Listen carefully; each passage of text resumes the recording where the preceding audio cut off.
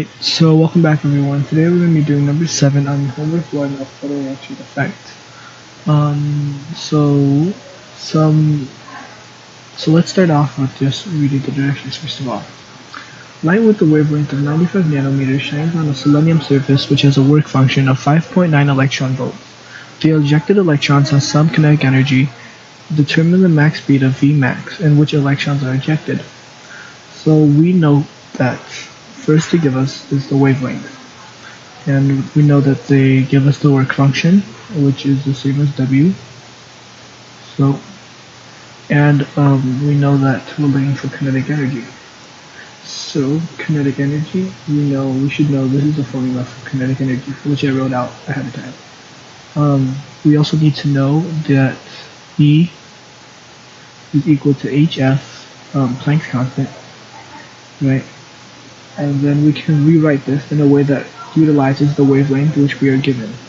So we rewrite it as E equals to hc over lambda. And then why this works is because F, frequency, is equal to velocity over the wavelength.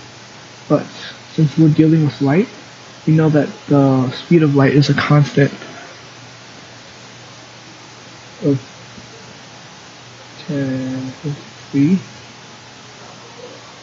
times 10 to the 8 meters per second. Now, so diving right in, we're first going to solve for E, right? So we would utilize this and plug it in as E equals to H, which we know is Planck's constant, as 6.36 times 10 to the negative 34 times 3 times 10 to the 8th over this. And as you can see, that this is in meters per second, and Planck's constant is in joules times seconds. So if you see this is in meters and this is in nanometers, we can do a simple conversion by writing it as 95 times 10 to the negative 1. Right. Now from here, we would solve it and we would get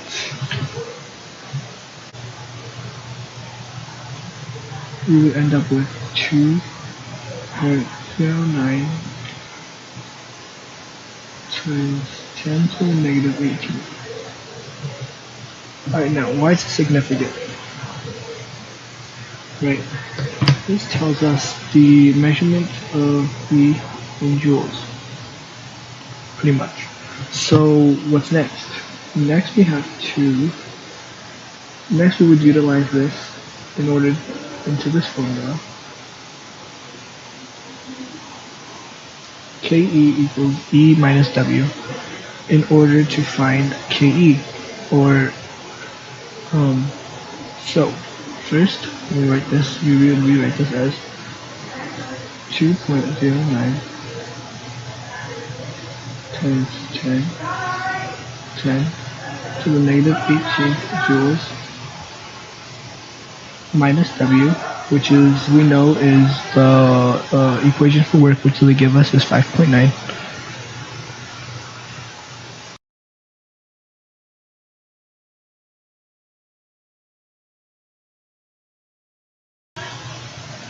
Okay, so it's negative 5.9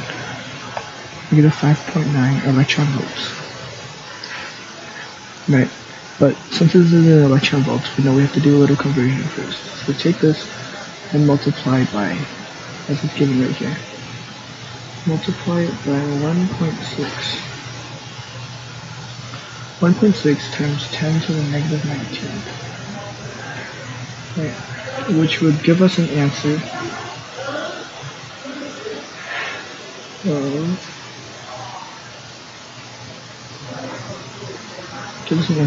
1.14 1.49 times 10 to the negative 18. this would be, so functionality into it. So this should give us the KE in joules. Right. So the next step is to plug this whole thing into this formula in order to solve for V. Right. So to do that, we would just take 1.14, or let's just do 1.5, because round up, times 10, so negative 18 joules is equal to 1/2 mv squared. Now for m, what's m, you would ask? Well, if you look up here in the useful info, they give us that the mass of an electron is 9.11 times 10 to the negative 3. So, in order to solve for that, all you have to do, well, what I would do is that I would take this, divide it by 9.11 times 10 to the negative 3. This is in gram, right? The kilogram. And then I take this and multiply it by 2 so that I can solve both this and this.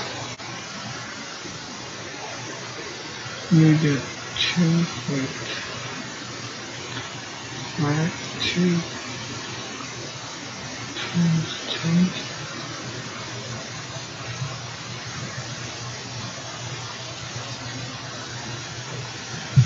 10 to the 12, in which you would take the square root of both sides, and get 158 times 10 and negative 10 to the 6.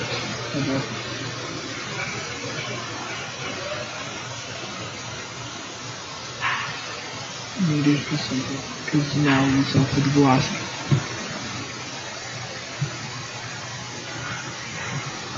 Yep, so that's your answer.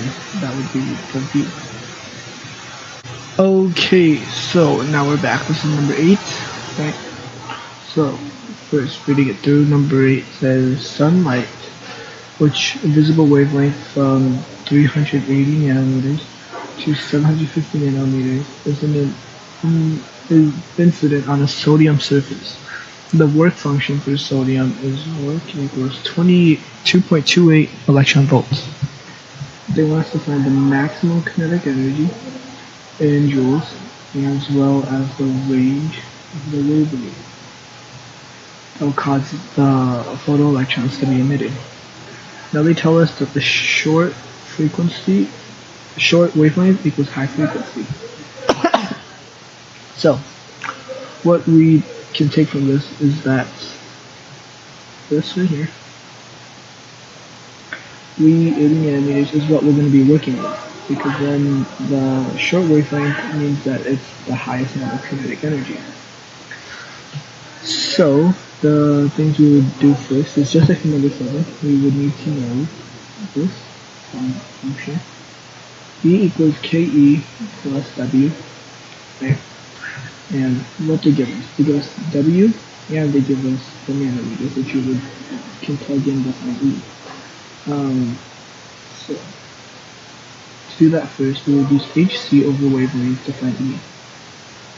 So, do it up here. H would be Planck's constant, which we know as 6.36 times 10 to the negative 4 times C, which is 3 times 10 to the 8, all over lambda.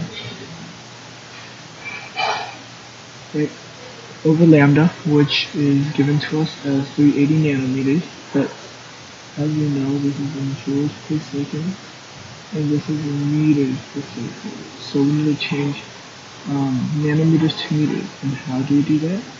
We take 380 times 10 to the negative 9. Alright?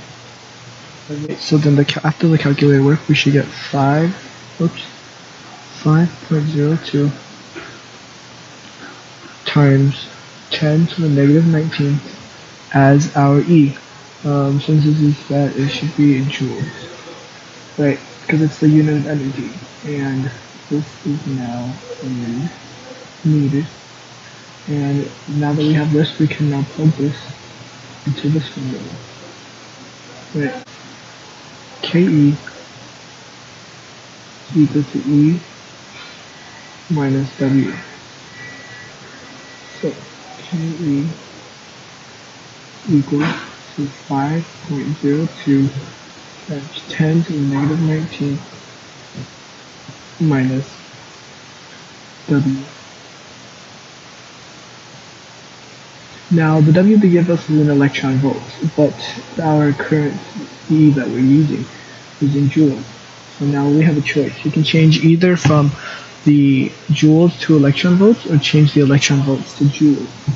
Me personally, I prefer to use joules, so I would take this and multiply this by, as this is in here, 1.6 times 10 to the negative 19 in order to turn from the electron volts into joules. I'll take that.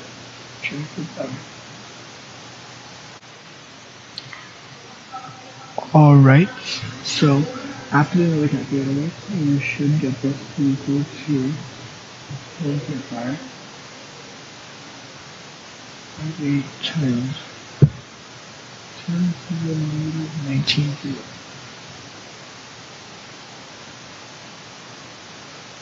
So that'll be your answer for A. Now for part B, right? So for part B, it's asking for us to find the range of wavelength that will cause the photoelectron to be emitted, right? So from that we know that the work function of it is 2.28 eV, which means that this is the amount of energy that we need for it to go out. Right. So we know from E equals HF that 2.28 would be our E in this instance, because we're solving for the wavelength when E is at 2.28. So 2.28 eV is equal to HF. Now in this case we're looking for F, and we already know H to be Planck's constant, so we just divide this by 6.63 times 10 to the negative 34 in order to cancel out this H over here, and in order to solve for F. When we do this, we see that F is equal to 5.5 times 10 to the 14. Right. And we know that we found the frequency, so this should be in hertz.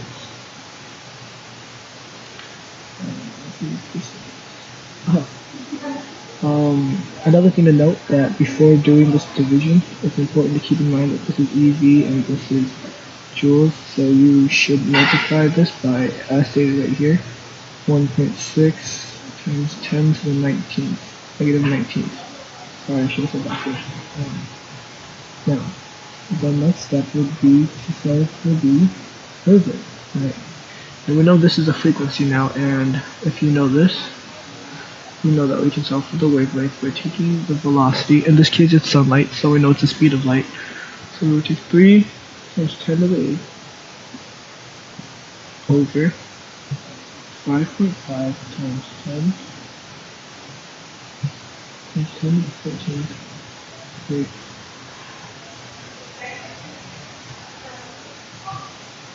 Meters per second.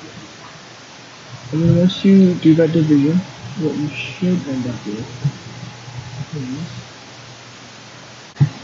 so once you do this, you would end up with 5.45 times 10 to the negative 7 meters. Right. Now you can leave your answer in meters, or you can change it to nanometers. And how do you change it to nanometers? Is you would take this and divide it by 1 times 10 to the negative 9. Which should just get you. Which should just get you to 545 nanometers. And that right there is the wavelength. Pretty much that would be the most, and the least we already know from here.